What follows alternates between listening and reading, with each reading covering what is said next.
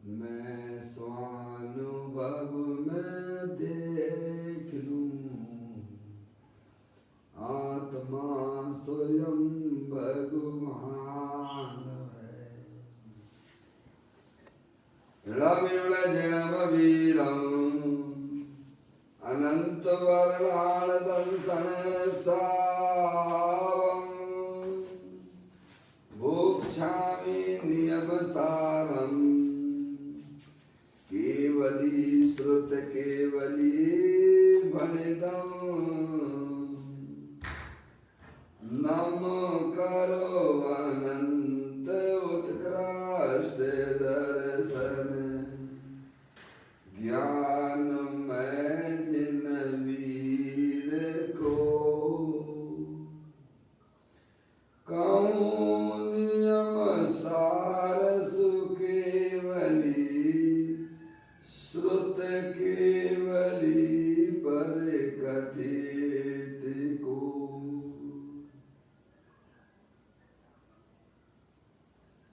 श्री नियम सारजी नामक यह परम आध्यात्मिक ग्रंथ स्वाध्याय हेतु में विराजमान है। आज से 2000 वर्ष पहले इस महान पवित्र ग्रंथ की रचना आचार्य श्री कुंद देव द्वारा इसी पवित्र भूमि पर की गई और इसके टीकाकार पदम प्रमलधारी देव मुनराज हैं। ग्रंथ का नाम नियम सार है। नियम से करने योग्य कार्य अपनी आत्मा में सम्यक दर्शन, सम्यक ज्ञान, सम्यक चारित्र रूपी निर्मल पर्याय, पवित्र पर्याय, मोक्ष मारूपी पर्याय को प्रकट करना, क्योंकि वह पर्याय स्वयं सुख स्वरूप है और अनंत सुख का कारण भी है। अनादि काल से हमारे आपके आत्मा में पर को अपना जानने वाली, पर को अपना मानने वाली, पर के साथ संबंध रखने वाली पर्याय प्रकट है, जो स्वयं दुख स्वरूप है और अनंत दुख का कारण भी है। ऐसी वो राग देश रूपी मलिन पर्याय का अपनी आत्मा में से उसका अभाव करना है और सम्यक दर्शन ज्ञान चारित्र रूपी निर्मल पर्याय, पवित्र पर्याय प्रकट करना है। ऐसे कार्य की प्राप्ति जनवाणी माता के माध्यम से अपने आत्मा के स्वरूप को जानना, अपनी जो आत्म वस्तु है वह परद्रव पर भाव से भिन्न है और अपने ज्ञानादि अनंत शक्तियों सहित तीनों काल विद्यमान वस्तु है।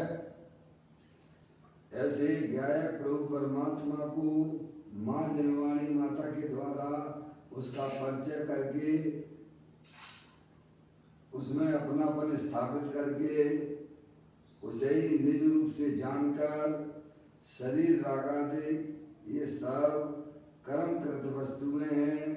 इस प्रकार सम्यक वेद ज्ञान पूर्वक शरीर आदि का लक्ष्य छोड़ के अंदर जो अखंड ज्ञान ज्योति स्वरूप जो भगवान आत्मा है उसको ही निज रूप से जानते हुए उसी में ही अपनी पर्याय को मग्न कराना, इसी को अनंत परमात्मा धर्म कहते हैं।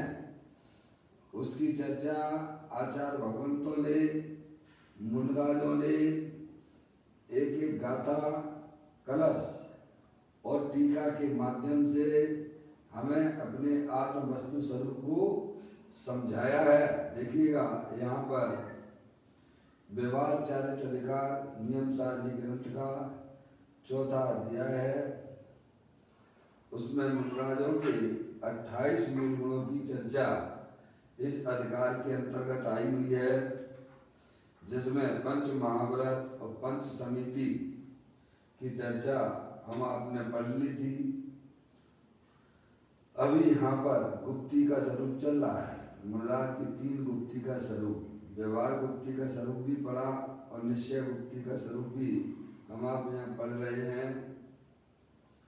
कलश नंबर 94 में यहाँ चल रहा है, उसका अपन पाठ करते हुए फिर उसके भाव को ग्रहण करने का हमारा सबका प्रयोजन होना चाहिए। तो पाठ करते हैं।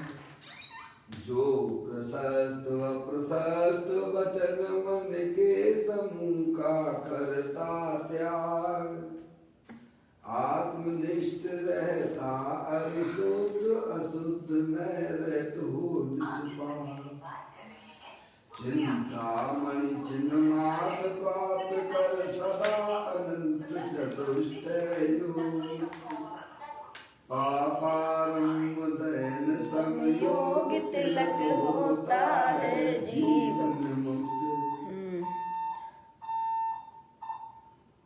पदम प्रबलदाई दे मुनिराज इस कलश के माध्यम से जगत के जीवों को यह समझाते हैं कि मुनिराज की प्रज्ञा में कैसा प्रशस्त अप्रशस्त है, यानी शुभ अशुभ वचन और मन के समूह को करता है त्याग। मुनिराज हैं वे अपने अंदर होने वाले शुभ अशुभ भाव जो राग हैं, जो कि दुरूप है, समझ रहा है, कहाँ से वचन और मन के समूह का करता त्याग। अंदर में होने वाले जो रागादिक परिणाम है उनका वे त्याग करते हैं। क्यों? क्योंकि वह राग स्वयं दुख स्वरूप है। समझ में आया भैया? फिर कहते हैं आत्मनिष्ठ रहता अशुद्ध अशुद्ध न रहे तो निष्पाप, पाप रूपी निष्पाप। समझे? आत्मनिष्ठ रहता, अपने आत्मा में अपनी पर्याय को वह भली बात प्रतिष्ठित करती है, स्थिर करती है। समझ गए? रागादिक परिणतियों से अपने उपयोग को हटाकर अपना जो ज्ञायक प्रभु परमात्मा है, जो कि अनंत शक्तियों के भंडार वाला है, ऐसे ज्ञायक प्रभु परमात्मा में अपनी पर्याय को भली बात प्रतिष्ठित करते हैं। आत्मनिष्ठ रहता और शुद्ध अशुद्ध न रहे तो निष्पाप। समझे? रागादिक परिणाम जो हैं शुद्ध अशुद्ध, शुद्ध शुद्ध यानी निर्मल और मलिन पर्याय, नए रहे तो निष्पाप है। उनकी पर्यायों का भी विकल्प छोड़ देती हैं। समझ? कोई भी पर्याय जो शुद्ध अशुद्ध नए का विषय है। समझ आप? फिर कहती है चिंतामणि चिन्मात प्राप्त कर सदा अनंत चतुष्टय युक्त है। कहती है चिंतामणि चिन्मात, अपना भगवान आत्मा चिंतामणि है। चिन्मात चिंतामणि रूप है। प्राप्त कर सदा अनंत चतुष्टय युक्त है। मतलब सदा काल के लिए चतुष्टय से युक्त है। अपना भगवान आत्मा में चतुष्टय से संयुक्त नहीं, अनंत गुणों से संयुक्त है। उसका आश्रय करने का पर्याय नहीं, सदा काल उपस्थित है, कहीं से आपको लाना नहीं है।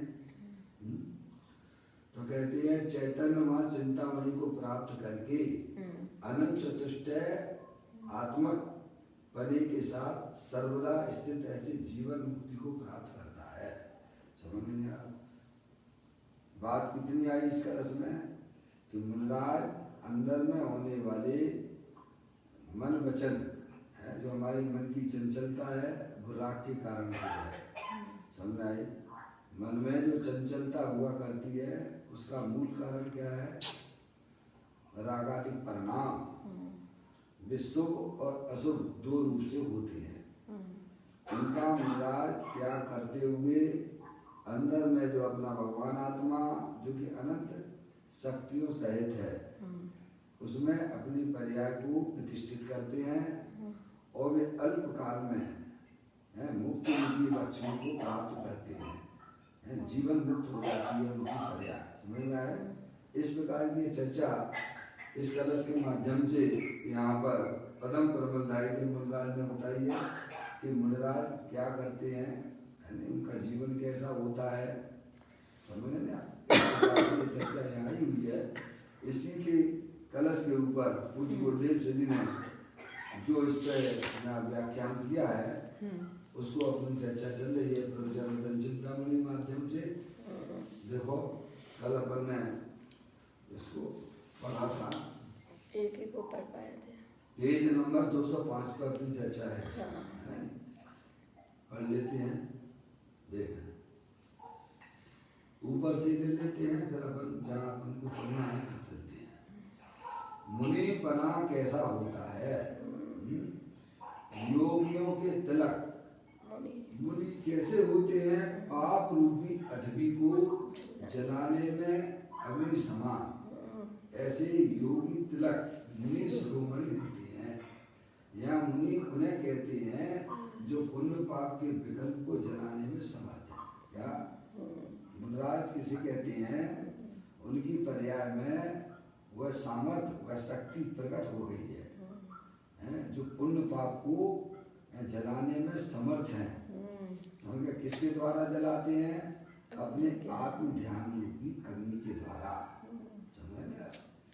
अपने आत्म ध्यान अग्नि के द्वारा वह पुण्य पाप रूपी कचरे को जला देते हैं। समझ में आया? ऐसी उनकी पर्याय में ऐसी सामर्थ्य प्रकट हुई है। वह सामर्थ्य कहाँ से आई है? तो कहते हैं अपना भगवान आत्मा अनंत शक्तियों के सामर्थ्य वाला है। समझ में आया भैया?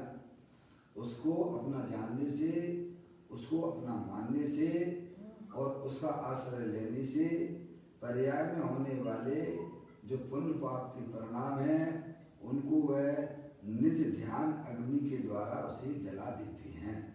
समझ में आया भैया? कचरे को तो जलाने योग्य है ना, कचरा भी रखने लायक है क्या? समझ में आया? तो मुनिराज ये काम करते हैं। समझ में आ गई? कहते हैं पाप रूपी अग्नि को जलाने में अग्नि समान ऐसी योगी तिलक मुनि शिरोमणि होते हैं। मुनि उन्हें कहते हैं जो पुण्य पाप के विकल्प को जलाने में समर्थ हैं। समझ में आया? कचरा इकट्ठा करते जाओ, इकट्ठा करते जाओ, समझ नहीं आ? उसका नाम मुनि नहीं है। बैर मुक्त बने ही रहो। समझ नहीं आ? पर्याय में पामरता बनी रहे तो फिर अज्ञानी जीवों में और फिर मुनिराज में क्या अंतर है? समझ में आया? तो मुनिराज जो है पुण्य पाप के विकल्प को जलाने में समर्थ है। समझ में आया? अपने गायक परमात्मा के लक्ष्य से मुनिराज जो है पुण्य पाप रूपी कचरे को जला देते हैं। ठीक है? पाप अर्थात पुण्य और पाप दोनों लिए ना, अतः उन्हें जलाने में अग्नि के समान ऐसे योगी तिलक प्रशस्त अप्रशस्त मन वाणी के समुदाय को छोड़कर देखो शुभ और अशुभ ऐसे मन के व्यापार को तथा शुभ और अशुभ ऐसे मन के व्यापार को तथा शुभ अशुभ वाणी के व्यापार को छोड़कर। समझेंगे आप? जब अंदर में राग ही खत्म हो जाता है तो फिर जो है वाणी वचनों का कोई औचित्य नहीं होता है ना। जितना भी जो वचन निकलते हैं समझे आप, वो राग के सद्भाव में निकलते हैं। क्या? हालांकि वाणी और राग दोनों भिन्न भिन्न हैं। क्या भैया? समझ में आया? भाषा वर्णन अलग है, अंदर में राग आदि परिणाम अलग हैं। फिर भी एक निमित्त निमित्त दृष्टि से अगर अपन विचार करते हैं, समझ ना, राग के बिना और वाणी निकलती नहीं है। इसीलिए मुनिराज शुभ और अशुभ ऐसे मन के व्यापार को और शुभ अशुभ वाणी को के व्यापार को छोड़कर मतलब ये है कि उस राग का भी लक्ष्य छोड़ देते हैं। समझ में आया? अंदर में राग से ही जिसने संबंध तोड़ दिया है तो अब बाहरी पर पदार्थों से संबंध की यहाँ कोई अब गुंजाइश रहती नहीं है। जितने भी हमारे आपके संबंध हैं संसार में सब राग के कारण के हैं। क्या है? हमारे आपके जितने भी संबंध संसार में अज्ञानी जीवों के हैं वे सब राग के संबंध हैं। जब राग ही टूट गया है तो अब वहाँ पर पदार्थों पर पदार्थ में ही था, समझ में आया? अब वह उपयोग जहाँ राग से संबंध तोड़ चुका है तो ये समझ लेना चाहिए तो किसी से भी तो संबंध बनाया होगा ना उस पर्याय ने। क्या? अरे किसी पर्याय का काम संबंध बनाने का है। क्या है? पर्याय का काम संबंध बनाने का है। संबंध के बिना तो वो रहती नहीं है। समझ गया? आश्रय कर लेने का कहो अथवा संबंध की बात कहो, एक ही बात है। समझ गया? तो पर्याय जब यह समझ जाती है कि मेरा ये भगवान आत्मा तीनों काल अनंत शक्तियों के भंडार वाला है, समझ में आया भैया? ज्ञान आनंद की मूर्ति है, वितराग स्वरूप है जिसमें दुख का लवलेश नहीं है। ऐसे ज्ञायक प्रभु परमात्मा को अनादि से वह भूला हुआ था, माँ जनवाणी माता के द्वारा उसने परिचय किया है। शरीर रागादि कर्मकृत वस्तुएं हैं, तब वह अंदर में सम्यक वेद ज्ञान पूर्वक शरीर रागादि से संबंध तोड़ देता है और अपने ज्ञायक प्रभु परमात्मा से संबंध जोड़ लेता है। बस इसी का नाम आप समझिए मोक्ष मार्ग है। पर से संबंध जोड़ने की वृत्ति वह संसार है और अपने आत्मा के साथ संबंध जोड़ना वह मोक्ष मार्ग है। सही बात है। आगे बात समझ में, ये बात हमें समझ में अच्छी तरह से आना चाहिए।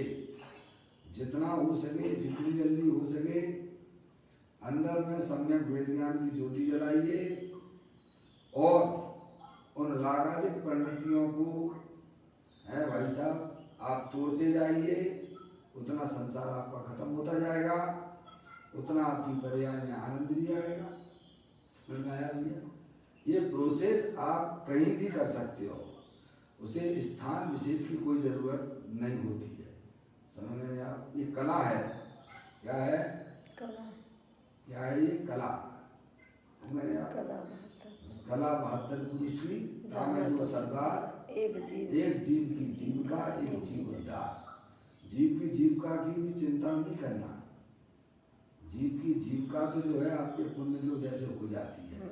समझ में आया भैया? हमें तो ये सीखना चाहिए कि हमारा ये भगवान आत्मा किस प्रकार से वर्तमान में सुख रूप परिणमन करे। समझ में आया? आनंद रूप परिणमन करे। समझ? वह अपना भगवान आत्मा 4 गति 84 लाख योनियों से निकालने की कला हमें आना चाहिए। समझे? का यानी कारण परमात्मा, ला यानी प्रकट करे। अपना भगवान आत्मा परमात्मा स्वरूप वस्तु है, उसकी चर्चा 9:30 बजे आएगी। समझ आया? अपना भगवान आत्मा कारण रूप से परमात्मा है, अनंत शक्तियों के भंडार वाला है। समझे नहीं आप? जब यह जीव को ऐसा यथार्थ ज्ञान हो जाता है तब वह अपनी पर्याय में शरीर रागादिक का लक्ष्य छोड़ता हुआ, रागादिक परिणतियों से भी अपना संबंध तोड़ता हुआ है और ज्ञायक प्रभु परमात्मा से अपना संबंध जोड़ता हुआ है। जोड़ना, तोड़ना, जोड़ना ये आना चाहिए। समझ में आ गया? और करते भी हम यही हैं लौकिक में, पर उसमें आत्मा नहीं होता है। अंतर इतना है। क्या है? हम संसार में करते क्या हैं? एक से संबंध बनाते हैं, दूसरे से तोड़ते हैं, फिर उससे संबंध जोड़ते हैं, पर उसमें आत्मा नहीं होता। ध्यान रखिएगा पप्पू भैया, पप्पू भैया, पापा, हमारे संसार में हम क्या करते हैं? परद्रव्य तो हमें मिलता नहीं है। परद्रव्य तो मिलता, आत्मा को कभी मिलता नहीं और मिलेगा भी नहीं। है ही नहीं, व्यवस्था ही नहीं है। समझ नहीं आप? ये तो वज्र की दीवार है, एक द्रव दूसरे द्रव के बीच में। हम केवल अज्ञानता से विकल्प भी किया करते हैं। क्या करते हैं? अनादिकाल से हमने क्या धंधा किया है? मात्र विकल्प ही तो किए हैं। पर पदार्थ किसको मिलते? किसी को मिलने का काम ही नहीं है ना। समझ रहे हैं? वह उनके बारे में सोचते रहते हैं, वैसे ही विकल्प किया करते हैं और दुखी हुआ करते हैं, कर्म बनते रहते हैं, संसार चक्र चालू बना देता है। अब ये तो आप और हम सब तोड़ सकते हैं, क्योंकि हमने अज्ञानता से बनाया है और ज्ञान होने पर ये ज्ञानी तोड़ देता है। क्या भाई साहब? अज्ञान संसार या अज्ञानता का है। ज्ञान हो जाने पर फिर वह जो है भ्रम जनित दुख का उपाय तो भ्रम दूर करना है। हम सोचते हैं हमें चीज मिल रही है, हमें सहयोग मिल रहा है, तुम्हें सहयोग वयोग कुछ नहीं मिलता है। तुम तो बैठे बैठे कल्पना करते रहते हो शेख चिल्लियों ऐसे। सही बात। क्या भाई साहब? आत्मा को परिद्रव नहीं मिलता है बाबा, और मिलने की कोई व्यवस्था भी नहीं है।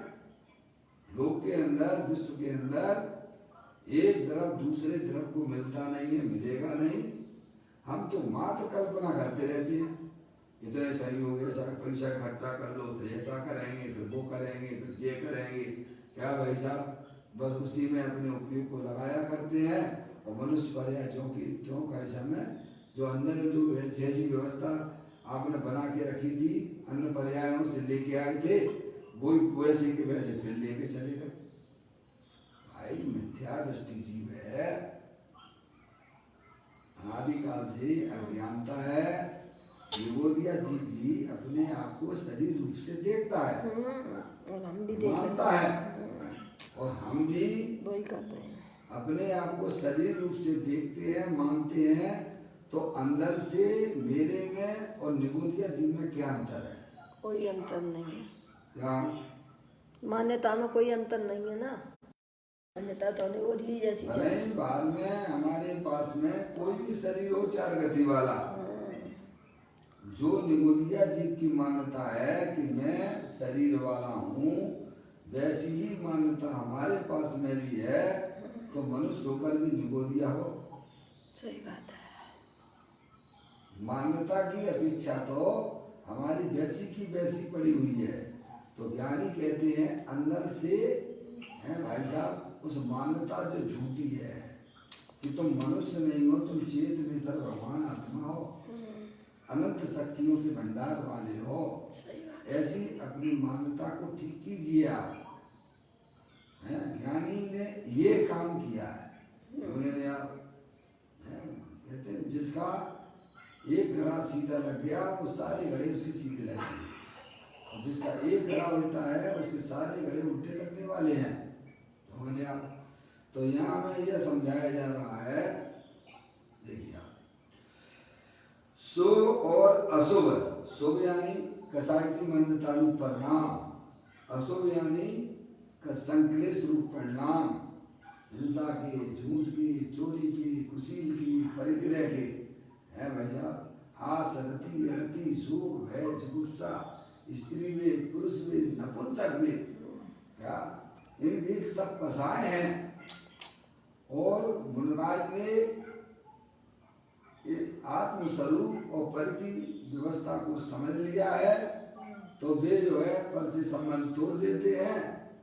तो ये रागादिक परिणतियां भी क्या है, पहले मंद होती हैं और फिर वे खत्म हो जाती हैं। क्या है? समझे? संकलेश परिणाम पाप रूप परिणाम है। भगवान की पूजा है, भक्ति है, स्वाध्याय है, ये कसाई की मंदता लिए हुए हैं। तो मुनराज ये सब जो है सब अशुभ परिणाम, जो कि हमारे आत्मा को बेचैन कर देते हैं। कांटों सी पैदा हो जाती चैतन्य सदन के आंगन में। समझ में आ रही है? हम पूजा को करें, पर पूजा के भाव को बराबर समझें। हमें भगवान को नहीं समझाना है, हमें खुद को समझना है। क्या हर पूजा के अंदर बहुत मर्म भरा हुआ है, पर हम अपने आप को गा देते हैं। क्या कर देते हैं? सुना देते हैं, जिन्हें जरूरत नहीं उन्हें सुना देते हैं। उसके भाव को कभी भी ग्रहण करने का प्रयत्न नहीं रहता है, इसीलिए हम कूले के कूले रहते हैं अंदर से। सही बात। क्या और ज्ञानी उसको समझ पूर्वक क्या आगे बढ़ता है तो उसको पूजा में बड़ा आनंद आता है ही आनंद। आप सिद्ध परमेष्ठी भगवंतों की जो विधान है, सिद्ध चक्र मंडल विधान है, आप करिए। आपको ऐसा लगेगा कि बड़ा आनंद आएगा आपको। अगर आपके पास में उसका भाव है तो आपको ये लगेगा कि वास्तव में मेरी पूजा हो रही है इसमें, क्योंकि आत्मा का स्वरूप भी सिद्ध भगवान है। समझ में आ रही है? लेकिन समझ पूर्वक करोगे तो उसमें आनंद है। और मैं तो परंपरा से करना है, भाई साहब अष्टांग का पर्व आ गए हैं, पढ़ दिया गा दिया और बस हो गई पूजा हमारी है संगीत के साथ में। तो सारे तो इंद्रियों के तुमने विषय बना के रखे हैं, संगीत में मस्त हो रहे हो। जैसे सर्प होता है, उसको बीन बजाओ तो तुमने क्या करता है, मस्त है। क्या कर रहे हैं हम? जैसे सर्प होता है ना, बीन बजाओ तो क्या करता है? कहीं ऐसा तो नहीं हो रहा हमारे साथ में? अपने परिणामों को हमें पहचानना है।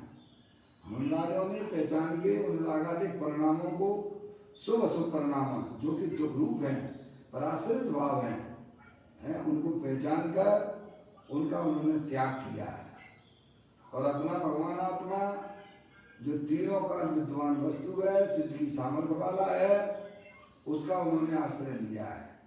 तो उनकी पर्याय में इस प्रकार की सामर्थ्य प्रकट हो गई है, क्योंकि अपना आत्मा अनंत शक्तियों के भंडार वाला है। समझने आप? अरूपी है। तो कहते हैं शुभ और अशुभ ऐसे मन के व्यापार को तथा शुभ अशुभ वाणी के व्यापार को छोड़कर, समझे ना, और अर्थात मन संबंधी वाणी संबंधी शुभ विकल्प को भी छोड़कर, समझे ना। मुनराज की पर्याय में अशुभ का तो प्रवेश ही नहीं है, अशुभ भाव तो होते ही नहीं है ना उनके। मुनराज के शुभ भाव रह गए हैं, थोड़े से शुभ भाव रह गए हैं। अभी उनकी पर्याय में पूर्ण वितराग दशा की प्राप्ति नहीं हुई है। पूर्ण वितराग दशा हो जाए तो फिर जो है शुभ विकल्प मिट जाए। समझ गए आप? तो शुभ विकल्प का भी तांता खत्म हो जाएगा। अभी चल रहे हैं उनकी पर्याय में, समझ में आया? लेकिन बुद्धि पूर्वक उन विकल्पों को, बुद्धि पूर्वक की बात है, समझ में आया? बुद्धि पूर्वक उन शुभ राग को भी वे अंदर में अच्छा नहीं समझते थे। जब से अजीब सम्यक दृष्टि होता है तभी से, सम्यक दृष्टि यानी क्या? आत्मनिर्भर। सम्यक दृष्टि यानी आत्मनिर्भरता। समझ गए आप? स्वाधीनता। समझ? स्वाधीनता किसे अच्छी नहीं लगती है?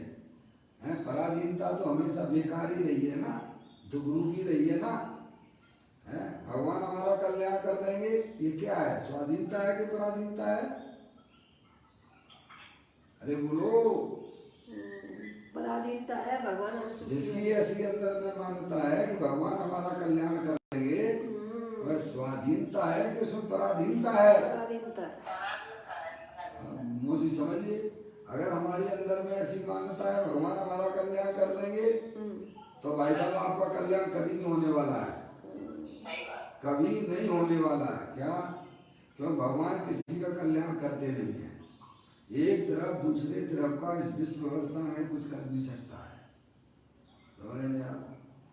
और भगवान अगर कल्याण कर देंगे तो साहब आप कभी भी स्वाधीन हो ही नहीं सकते हो।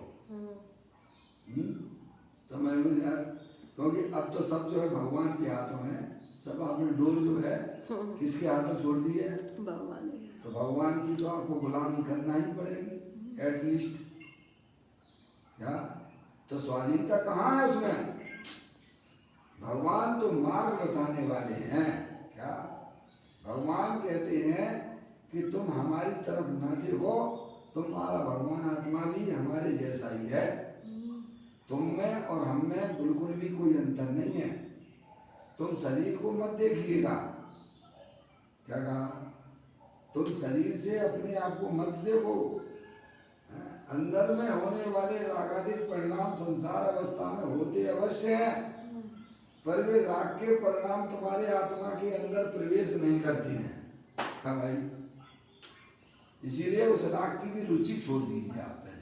सबसे पहले राग की रुचि छूटती है और फिर वे पर्याय में होने वाले रागादिक परिणाम समय पाकर भी पहले आप पंखा है, पंखा चल रहा है, आप ऑफ करते हो पंखे को, तो पंखा अब जो चलता हुआ दिखाई दे रहा है वह बंद होने के लिए दिखा है। क्या? अब उसकी जो गति है चलते हुए पंखे की बंद होने की तरफ है। इसीलिए सर्वप्रथम अंदर में रागादिक परिणामों की रुचि छोड़ना, पर पदार्थ से अपने संबंध बिल्कुल पर के साथ संबंध बिल्कुल छोड़ देना, तोड़ देना। क्या तब वह आत्मनिर्भरता आती है और उसी को ज्ञानी जीव धर्म कहते हैं। समझ में आ गया? अब वो कब करना है आपको? जब आपको आनंद लेना हो, जब स्वाधीनता लेना हो, तो मनुष्य पर्याय में ये बहुत आसानी से प्राप्त हो जाती है। मनुष्य पर्याय में बहुत आसानी से प्राप्त हो जाती है। इसीलिए मनुष्य पर्याय की बहुत गीत गाए गए हैं। मनुष्य पर्याय सभी धर्मों में मनुष्य पर्याय को बहुत दुर्लभ पर्याय कही गई है, जो आज हमारे आपके सबके पास में है। दुर्लभता का ख्याल नहीं आ रहा, बस दुर्लभ। नर से नारायण हो जाता है मनुष्य में। सही बात है। अन्य गतियों में नारायण नहीं हो पाता है। देव गति हो, नरक गति हो अथवा त्रियंश गति हो, वहाँ जीव परमात्मा पर्याय में नहीं बन सकता है। देखो जितने भी तीर्थंकर हुए हैं मनुष्य थे, मनुष्य में ही वे परमात्मा दशा प्रकट कर पाए हैं। वो हमारे आपके पास में है।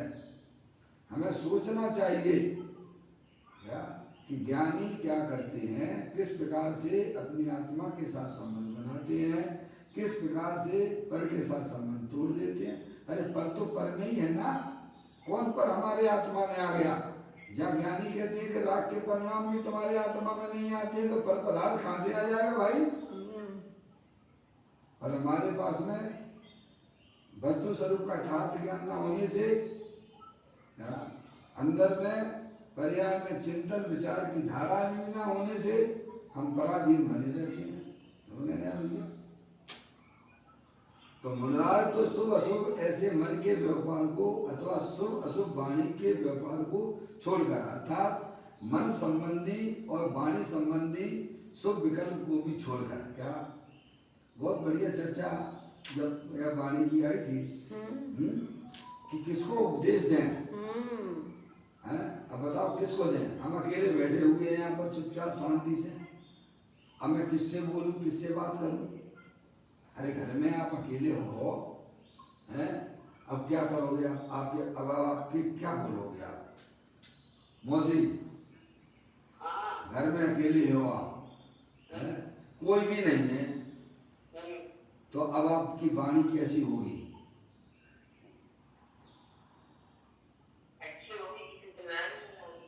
बोलोगे आप? मेरा प्रश्न ये है, आप घर में बिल्कुल अकेले हो हैं, कोई भी नहीं है, कोई भी बच्चा नहीं है, पति नहीं है, हैं? समझ में आया? कोई भी नहीं है, समझ में नहीं आप? और आप अकेले घर में हो, तो अब किससे बातें करोगे आप? दीवारों से? दीवारों से करोगे क्या? चुप रहोगे? क्या करोगे? अरे चुप ही तो रहोगे। हैं? क्या कह रहे हैं मसीह?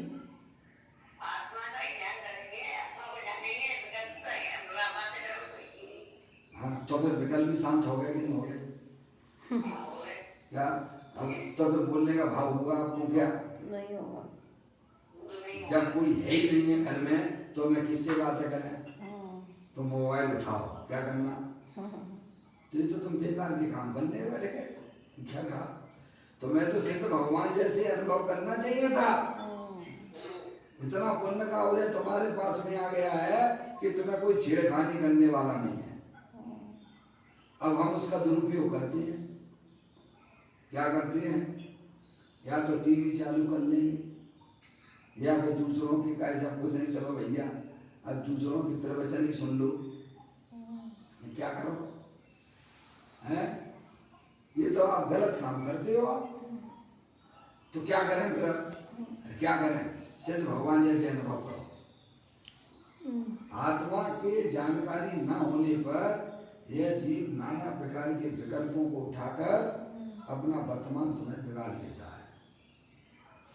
ज्ञानी उसका सद्भाव, ज्ञानी उसका सदुपयोग करते हैं। मैं तो कितने वर्षों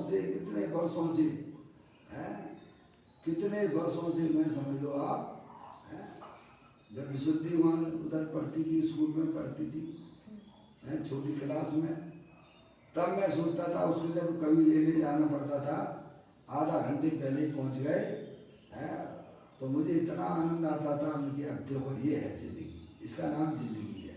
क्या अब कोई टोकने वाला नहीं, कोई कुछ कहने वाला नहीं, अकेले मस्ती से भगवान, सिद्ध भगवान और अपन में कोई अब अंतर नहीं है। क्या कहा? क्या अब कोई छेड़ने वाला ही नहीं है? देखो जहाँ आत्मा का ज्ञान होता है वहाँ यह समझना चाहिए वह पर्याय आनंदित हो जाती है। जितने भी दुख हैं हमारे, वे सब आत्मा की यथार्थ जानकारी न होने पर है भाई साहब, दुख की पर्याय उसमें उत्पन्न हुआ करती है। इसलिए स्वयं आश्रय से जीने की कला सीखना चाहिए, क्योंकि मैं सदा काल आत्मा ही रहता हूँ, मैं मनुष्य है और रागादि रूप कभी होता ही नहीं हूँ। देखो यहाँ तो मुनराज ये कहते हैं, शुभ अशुभ ऐसे मन के व्यापार को तथा शुभ अशुभ वाणी के व्यापार को छोड़कर, यानी मन संबंधी और वाणी संबंधी शुभ विकल्प को भी छोड़कर, ऐसा कहते हैं। पाप रूपी अठवी, अब यहाँ से अपनी चर्चा अब हमको प्रारंभ करना थी। पाप रूपी अठवी अर्थात पुण्य पाप के संकल्प विकल्प रूपी महाबन। देखिए अंदर में जो पुण्य पाप के परिणाम होते हैं वे महाबन है, अठवी है। क्या संकल्प विकल्प रूपी महाबन है। बन में व्यक्ति क्या होता है? भटकता है, भटकता रहता है। ऐसे ही शुभ और अशुभ के विकल्पन में ये अपना उपयोग भटकता रहता है। मौसी, अंदर हमारे मन में जो पुण्य पाप के संकल्प विकल्प होते हैं, क्या वे महाबन है? समझ में आया? उसमें जीव भटका करता है।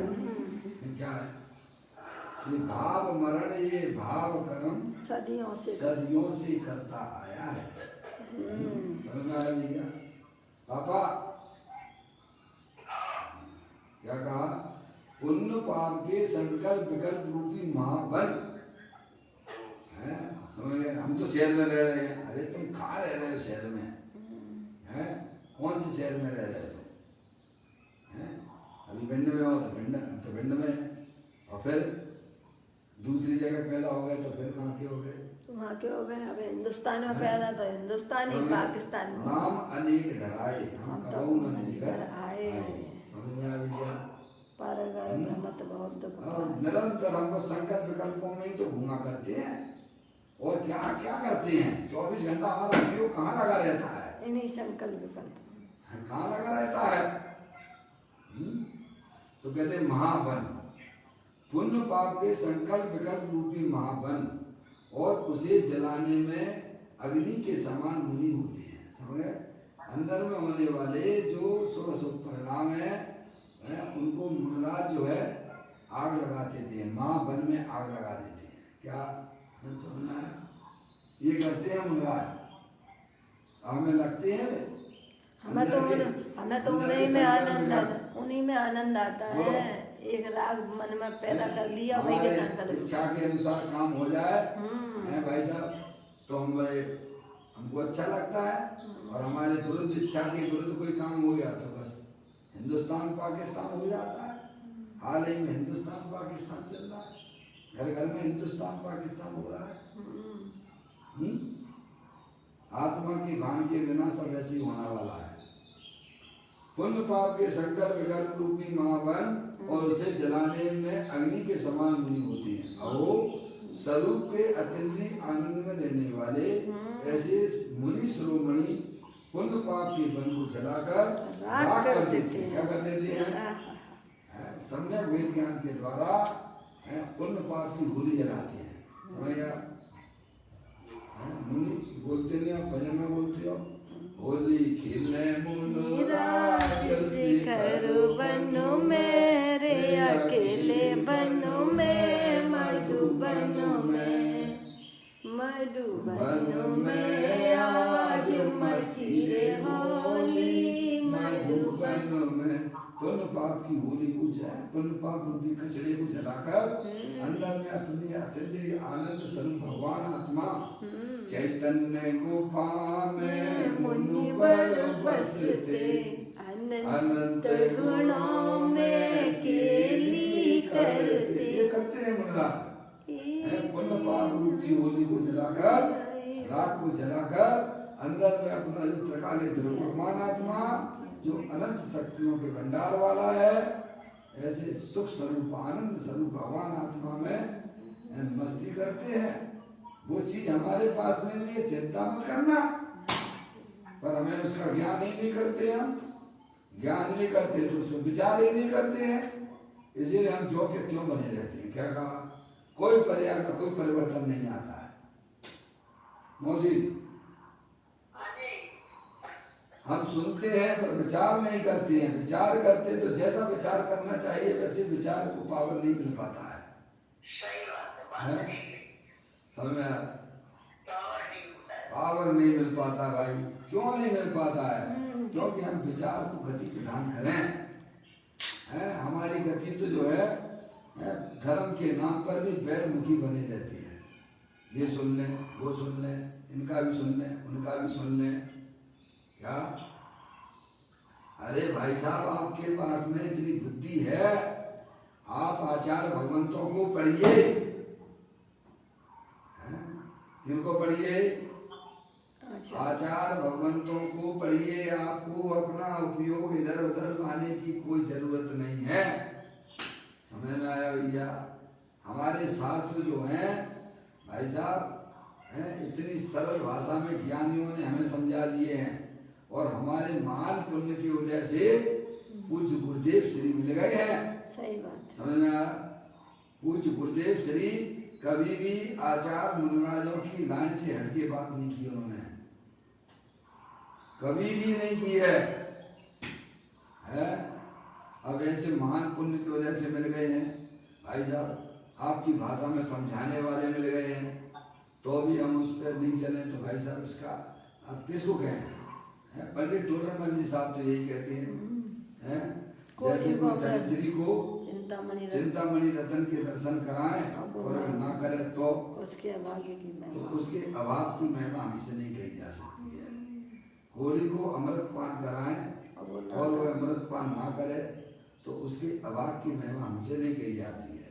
हमारे महान पुण्य की वजह से आचार्य भगवंतों के ग्रंथ मिल गए हैं, उनकी टीका, उनके कलर हैं, और ज्ञानियों ने उसे हिंदी भाषा में भी उनकी गाथाएं लिख दी हैं।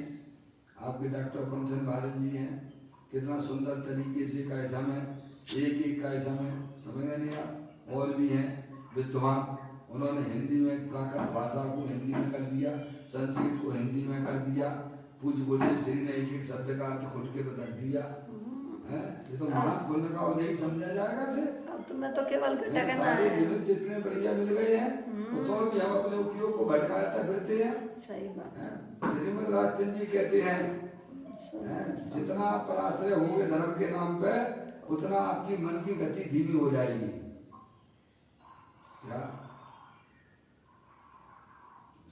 मौसी?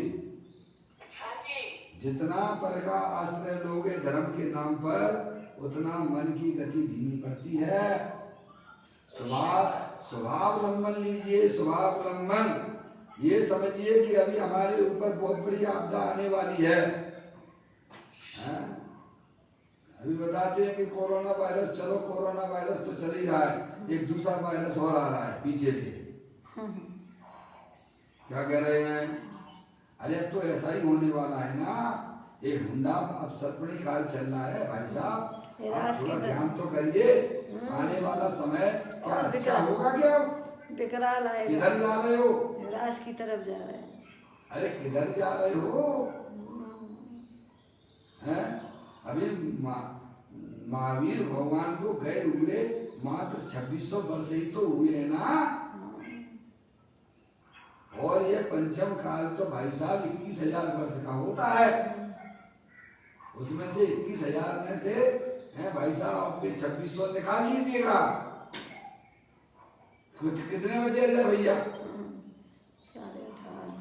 18,500 समझे नहीं आप? अभी पका है 18,500 वर्ष बचे हैं, 2,500 का निकाल लेते हो आप उसमें से, और वे ये हिरास की तरफ जा रहा है। देख लो, देख ही रहे ना। तो उसके बाद छठवा काल आएगा, दुखम काल आएगा। है भाई साहब, आप किसकी आशा लगाए बैठे हो कि साहब अच्छा समय आएगा? अरे आज जो इतना अच्छा समय है, 1 घंटे बाद वह उतना अच्छा नहीं होगा। सही बात है। ऐसी अपनी पर्याय में तैयारी हो कि भाई साहब कितने भी पाप के उदय हमारे यहाँ है, कुछ पाप के उदय बाहर आते हैं, शरीर से बाहर आते हैं कठोर, और कुछ हमारे शरीर में आते हैं। हमें अपनी पूरी तैयारी के साथ में रहना चाहिए। अभी से पूरी तैयारी कर लो, आत्मनिर्भरता का पाठ पढ़ लो, ज्यादा अपने उपयोग को पराश्रित मत करो, धर्म के नाम पर स्वाधीनता की तरफ बढ़ना भैया। तो मुन्ना तो यही काम करते हैं, देखो आपके सामने पढ़ रहा हूं, पुण्य पाप के संकल्प विकल्प रूपी महावन और उसे जलाने में अग्नि के समान मुनि होते हैं, और स्वरूप के अतीन्द्रिय आनंद में रहने वाले ऐसे मुनि शिरोमणि पुण्य पाप के वन को जलाकर राख कर देते हैं। समझ रहे?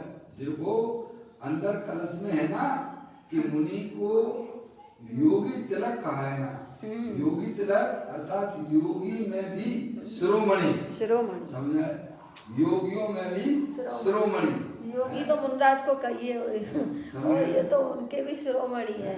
योगियों में भी शिरोमणि, वह प्रशस्त अप्रशस्त मन वाणी के समुदाय को छोड़कर आत्मनिष्ठा में परायण रहता हुआ। ये कुछ बात स्वामी की इनकी लाइन है। परम प्रमलदायी देव मुनराज भैया, परम प्रमलदायी देव मुनराज का प्रशस्त अप्रशस्त मन वाणी के समुदाय को छोड़कर, समझ गए आप, आत्मनिष्ठ में परायण रहता हुआ। देखो आपके पास में लौकिक में भी जो भी आपके पास ज्ञान है उसमें आपको कितना अच्छा लगता होगा, और जो आप नहीं जानते हो, मोबाइल के बारे में भी थोड़ा सा ज्ञान नहीं है, तो लौकिक दृष्टि से कह रहा हूँ मैं, साहब ये बता देना, ये कर देना, वो कर देना, क्या कहा भैया हमारा इधर सब्जी ला देना है, हम जा ही नहीं पा रहे, चले नहीं पा रहे हैं, और है चल भी पा रहे हैं तो भी कैसे, ऐसी आदतें बना रखी इस चीज में है, पराधीनता की, कभी भी स्वाधीनता की तरफ जाता ही नहीं है। समझ में आया भैया? तो देखिए यहाँ पर इस प्रकार का भाषा देखो, व्यवहार चारित्र के अधिकार में भी बदलकर या निश्चय चारित्र की बात की है परम प्रमलदायी देव ने। अधिकार है, व्यवहार चारित्र अधिकार है, लेकिन उसमें भी निश्चय चारित्र की बात की है। किसकी बात की है? व्यवहार की बात न करते हुए निश्चय चारित्र। संतों की कथन पद्धति ही कोई अलग प्रकार की है। समझे आप? कैसी है? अलग प्रकार की, लौकिक जनों से अलग टाइप की है। समझे आप? संसारी जीवों की और मोक्ष मार्ग पर चलने वाले जीवों की पर्याय में जमीन आसमान का अंतर है। समझ में आया भैया? कथन पद्धति ही कोई अलग प्रकार की है। वे कहते हैं कि आत्मनिष्ठा, आत्मनिष्ठा का दूसरा नाम क्या है? आत्मनिर्भरता। क्या कहते हैं? आत्मनिष्ठा का मतलब क्या है? आत्मनिर्भरता है, आत्मनिष्ठ में परायण रहता हुआ। क्या वो इसमें स्पेशलिस्ट है? किसमें? उनकी पर्याय जो है आत्मनिष्ठा, आत्मनिर्भर है, अपने आत्मा की अधीन, अपने आत्मा की आश्रय से रहती है, समझे? शरीर के आश्रय नहीं, राग के आश्रय नहीं है। शरीर और राग से तो उन्होंने संबंध तोड़ दिया है और अपने ज्ञाय परमात्मा से संबंध जोड़ा हुआ है। ये सब आंतरिक काम होते हैं क्या? ये अंतरात्मा की बात है, ये बाह्य आत्माओं की बात नहीं है। आत्मनिष्ठता में परायण रहता हुआ अर्थात शुद्ध, जो उसका अर्थ किया आत्मनिष्ठा में परायण रहता हुआ, ये पूज्य गुरुदेव श्री ने उसका अर्थ किया। शुद्ध चैतन्य आनंद स्वरूप आत्मा में मूलराज तत्पर है। कहाँ पर उनकी पर्याय कहाँ तत्पर है? अपने स्वरूप में। अपना जो ज्ञाय स्वरूप परमात्मा है, जो अनंत शक्तियों के भंडार वाला है। जैसा सिद्ध परमात्मा का आत्मा है, वैसा ही प्रत्येक संसारी जीवों के पास में वो आत्मा है। अब उन्हें अज्ञानी जीवों को पता नहीं है, इसीलिए वे बाहर में तत्पर रहते हैं। ज्ञानियों को पता है तो वे अंदर में तत्पर रहते हैं। क्या भैया? जिन्हें अपने वैभव का पता है, ऐसा में बिन की दृष्टि वहां रहती है, और जिन्हें पता नहीं तो भिखारी जैसे घूमते रहते हैं। जैसे कोई भिखारी होना है, भाई साहब जहाँ बैठा हुआ है भीख मांग रहा है। क्या मांग रहा है? कि बाबूजी बाबूजी बाबूजी बाबूजी। अगर उसे मालूम पड़ जाए कि भाई साहब जहाँ आप बैठे हो वह नीचे आप जो है 4 फीट भी अगर नीचे चले जाओगे तो खजाने की दर्शन हो जाएंगे तेरे को, समझ में आए? सब पामरता मिट जाएगी। ज्ञानी जीवों को पता है, इसीलिए कैसा में भी आत्मनिर्भर हो जाते हैं। अज्ञानी जीवों को पता नहीं है तो वे भिखारी जैसे घूमते रहते संयोगों के पीछे, समझ में आया भैया? तो कहते शुद्ध चैतन्य आनंद स्वरूप आत्मा में मुनिराज तत्पर है। देखो मुनि तो आत्मा में तत्पर है, उनकी पर्याय, समझ गए ना? ऐसा यहाँ कहते हैं। अब देखिए अंतिम चर्चाएं चल रही हैं। शुद्ध नय और अशुद्ध नय से रहित, ऐसे अलग निर्दोष चैतन्य मां चिंतामणि को प्राप्त करके, ये जो है मूल में पदम परमधाई देव मुनिराज की लाइन है। कौन सी? शुद्ध नय और अशुद्ध नय से रहित, ऐसे अलग अलग यानी निर्दोष चैतन्य मां चिंतामणि को प्राप्त करके। शुद्ध नय अर्थात यहाँ उस संबंधी विकल्प लेना। क्या लेना है? शुद्ध नय में क्या लेना है? विकल्प लेना है। मैं शुद्ध हूँ, मैं बुद्ध हूँ, ये जो है क्या है? ये विकल्प है भी, इसमें भी आत्मा नहीं है। जो हमारे अंदर में जो चिंतन चलती है ना वस्तु स्वरूप को लेके, मौसी हमारे अंदर में कि मैं शुद्ध हूँ, मैं बुद्ध हूँ, मैं सिद्ध भगवान जैसा हूँ, ये क्या है? विकल्प। ये अभी विकल्प है। देखो आप अगर इसको और समझना चाहती हो तो 344वें पृष्ठ पर मोक्ष मार्ग प्रकाशक में, मोक्ष मार्ग प्रकाशक में रहस्यपूर्ण चिट्ठी के अंदर पंडित टोडरमल जी साहब वहाँ उन्होंने खोला, वहाँ बताया कि सब विकल्प से निर्विकल्प होने के विधान में बताया। किसमें बताया? विधान। जब समय दृष्टि जीव भी जब ध्यान के काल में जाता है तब स्व पर का वेद ज्ञान करता है। क्या करता है? स्व पर का वेद ज्ञान करता है। समय दृष्टि की बात कर रहा हूँ, मिथ्या दृष्टि की बात नहीं कर रहा हूँ।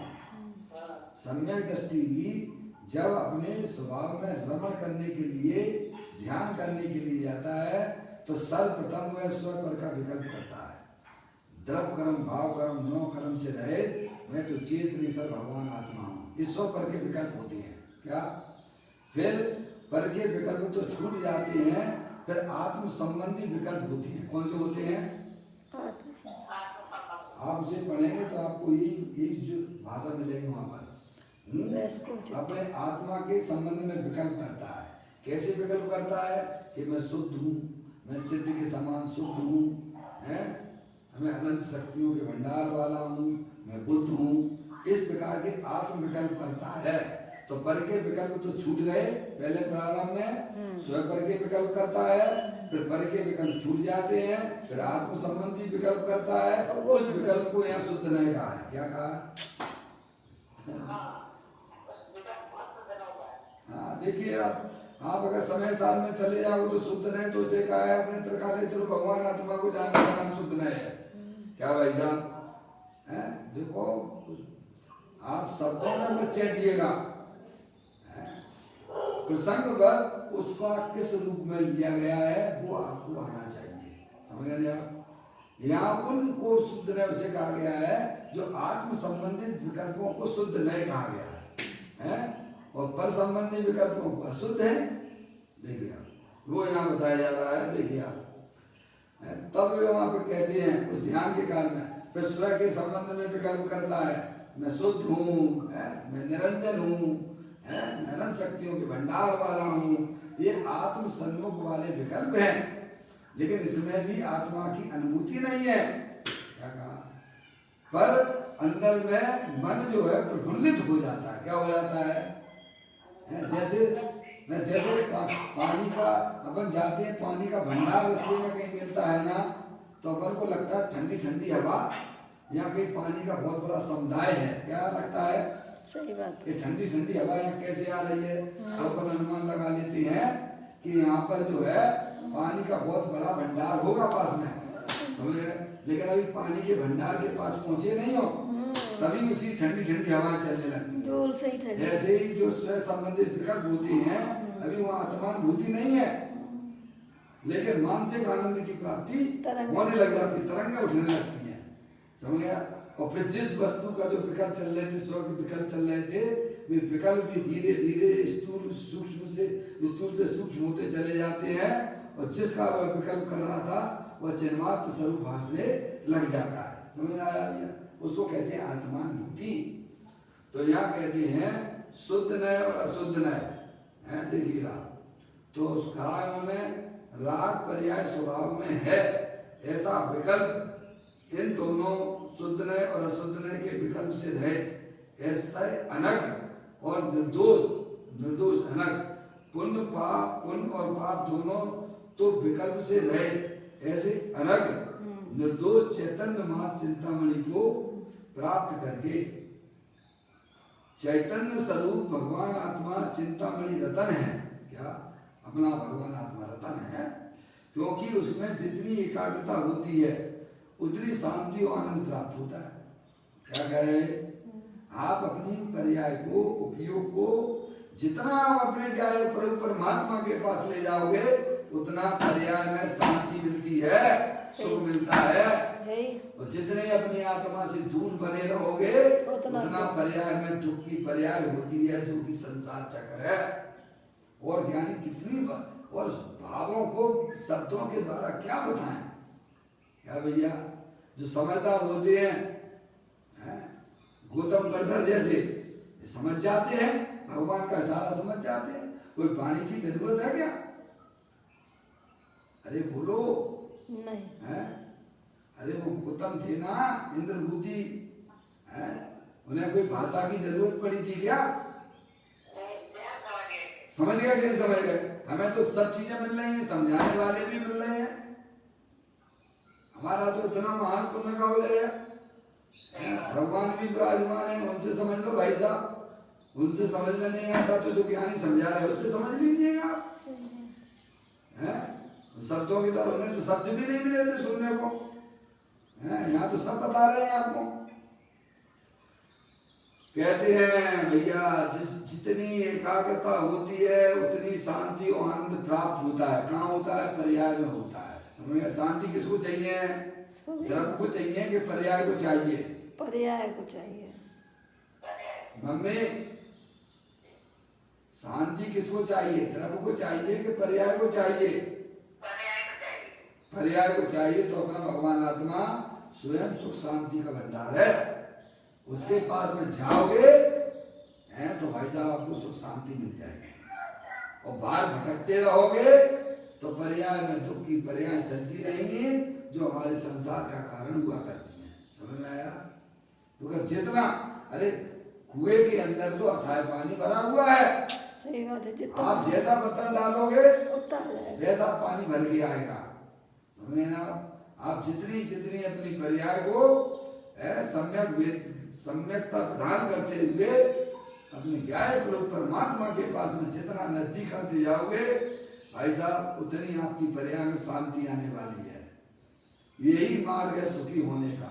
बाहर भटकने का बिल्कुल भी रास्ते नहीं है। बाहर भटके तो पर्याय में दुख के अलावा कुछ नहीं मिलने वाला है। और अपने आत्मा को समझकर आत्मा में जहाँ प्रवृत्ति आपने चालू कर दी वहां आपको दुनिया में कोई भी दुखी कर सकता नहीं है। समझ लिया?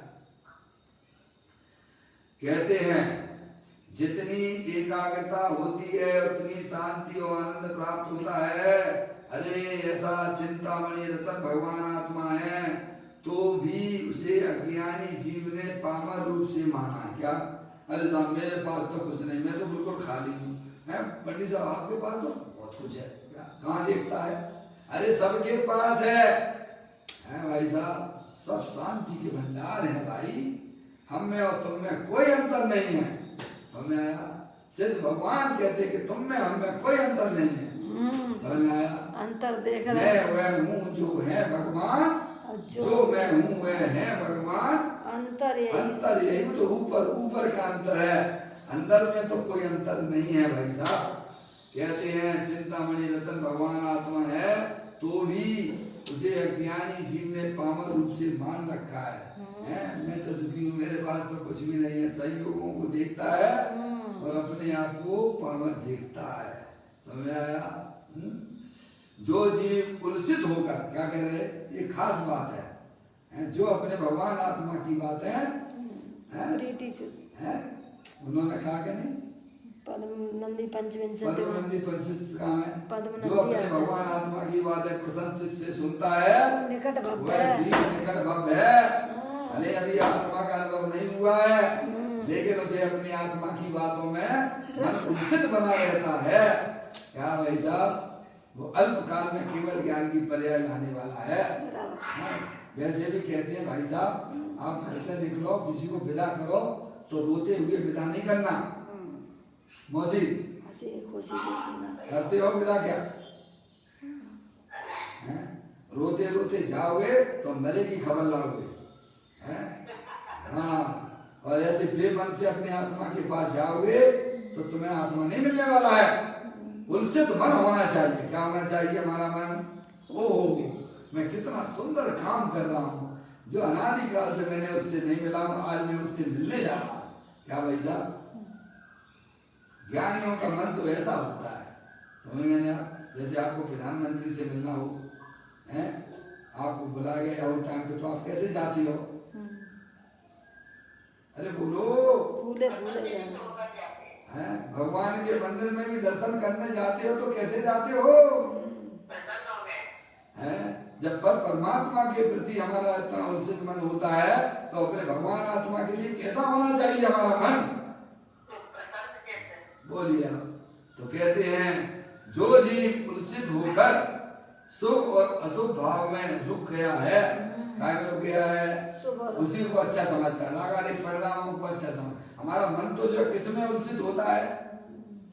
कसायों में उलसित होता है। हम उस कसायों में जागृत रहते हैं, ज्ञानी कसायों की तरफ से मर गए हैं। सही बात। क्या कहा? और स्वरूप में जागृत और स्वरूप के प्रति जागृत रहते हैं, उलसित रहते हैं। सही बात। दोनों में बहुत जमीन आसमान का अंतर हो गया है।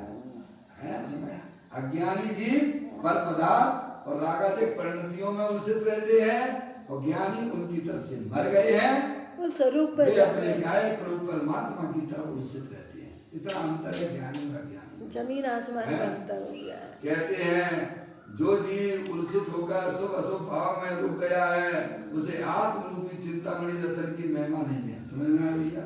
समझ लेना, अपनी अपनी पर्यायों को पहचानने की बात है। अंतिम चर्चा है। यहाँ कहते हैं आत्मा चैतन्य चिंतामणि है, उसे प्राप्त करके अनंत चतुष्टयात्मक बने के साथ सर्वदा स्थित ऐसे जीवन मुक्ति को प्राप्त करता है। जो जीव आत्मा में परायण है उसे ऐसी दशा प्राप्त होती है। तात्पर्य है कि वह अनंत चतुष्टय के साथ सर्वथा स्थित ऐसी जीवन मुक्ति को प्राप्त करता है। जीवन मुक्ति कल हमने बताई थी आपको 6 मुक्तियों में से अनंत कौन से नंबर की है वो? 6 में 5वें नंबर की है। 13वां गुण स्थान, समझ में आया? अनंत परमात्मा वे जीवन मुक्त हैं, समझ में आया? पर वह भी पर्याय है। क्या है वो? जैसे धूले के बिना लोगों का इकट्ठा होना क्या कहलाता है? भीड़ कहलाती है। ये बराती नहीं कहलाते हैं। धूला हो तो अपना भगवान आत्मा जिसकी दृष्टि में, जिसकी आचरण में है, वह पर्याय में जीवन मुक्ति, समझ गया भैया, उन्हें प्राप्त होती है। जीवन मुक्त हो गया कहने से राग विकल्प वाणी इत्यादि से भी मुक्त हो गया है, समझ गया? अनंत परमात्मा ऐसे हैं। अतः कहा है कि जो आत्मा के स्वभाव का ध्यान करता है, देखिए आप प्रकार, जो आत्मा के स्वभाव का ध्यान करता है उस ध्यानी को ऐसी दशा प्रकट हो जाती है। क्या समझ? हम आपको जब जो है 10 मिनट ध्यान के लिए करते हैं तो पता नहीं बुद्धि पूर्वक वहीं पर जुड़े रहते हैं, वहीं किचन में मन हमारा जुड़ा हुआ है। अरे भाई साहब अब तो छोड़ो, कोई बच्चों अरे छोड़ो ना, अपने आत्मा से मिलने जा रहे हो भाई साहब। अनाधिकार हो गया जिससे तुम कभी नहीं मिले हो, ऐसे शक्तिशाली भगवान आत्मा से मिलाने की बात की जा रही है। और हमारा जो हम कितने का समय, कितना हमारा समय बर्बाद हो जाता है, बेमुखी बने रहते हैं। उस समय भी हमें बुद्धि पूर्वक आत्मा से मिलने की तरफ जाना चाहिए, हमारा योग है। तो कहते हैं आत्म ध्यानी, उस ध्यानी को ऐसी दशा प्रकट होती। किसको होती है? आत्मा का लाभ किसे मिलता है? जो अपनी पर्याय को अपने आत्मा की तरफ ले जाता है, उसे वह आत्मा की पर्याय में जो अनंत शक्तियां द्रव्य में थी उनको पर्याय में प्रकटता हो जाती है। तो कहते उस ध्यानी को ऐसी दशा प्रकट होती है ना, अर्थात उसे मुक्ति प्राप्त हो जाती है। केवल ज्ञान की पर्याय किसमें से आई है? केवल ज्ञान स्वरूप भगवान आत्मा में से आई है। किसमें से आई है? अपने त्रकाली अगर में आत्मा से। भगवान ना होता तो 9:30 बजे चलेगी। अगर आत्मा भगवान ना होता तो पर्याय में भी भगवान बनाने वाला नहीं है। इस प्रकार इस कलश में मोक्ष का मार्ग और उसका फल मोक्ष ऐसी दोनों बातें की गई हैं। अब इस प्रकार ये अपनी चर्चा यहीं पर विराम लेती है। कलश अपना पूरा हो गया है। कल गाथा चलेगी। कल अपन जो है 70 नंबर की गाथा है, शरीर काय गुप्ति की चर्चा है। माने निश्चय से काय गुप्ति किसे कहना है? व्यवहार काय गुप्ति का तो अपन ने पहले पढ़ा। अब निश्चय काय गुप्ति का स्वरूप यहाँ पर जो है 70वें नंबर की गाथा के माध्यम से कल अपन इसका अध्ययन करेंगे, स्वाध्याय करेंगे। अभी अपना समय हो गया। निज निधि निज में बताई, ये अनंत अनंत उपकार है, उसके लिए जिन वाणी माँ को वंदना सतबार है, वंदना सतबार है। 9 बार नमो कर मंत्र।